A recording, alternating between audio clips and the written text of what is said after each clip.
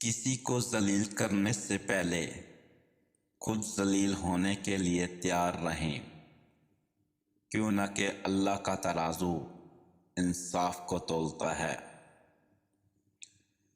گفتگو میں بے احتیاطی رشتوں کو کچل دیتی ہے۔ آپ کے الفاظ آپ کا عکس ہوتے ہیں۔ بعد میں وضاحتیں دینے سے کچھ بھی نہیں حاصل ہوتا۔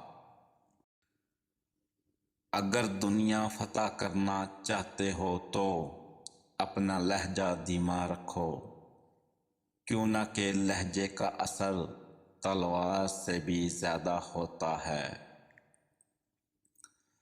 جھگڑا نہ کرو ورنہ احترام ختم ہو جائے گا، اور ہنسی مذاق نہ کرو ورنہ لوگ گستاخی سے پیش آئیں گے۔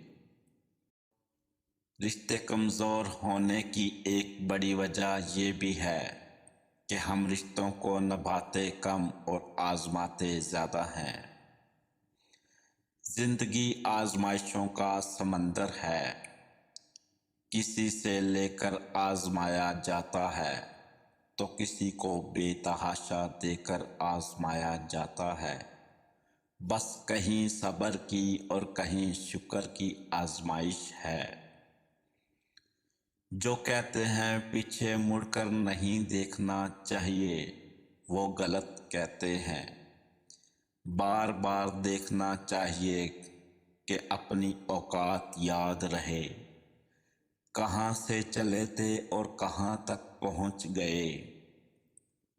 کسی کی راہ میں ناحق مشکلات پیدا کرنے سے پہلے سوچ لیں کہ آپ بس اس کی دنیا خراب کر رہے ہیں، لیکن اپنی آخرت تباہ کر رہے ہیں۔ انسان اتنا کسی سے نہیں تھکتا جتنا رویوں سے اور احساس کی شدت سے تھک جاتا ہے۔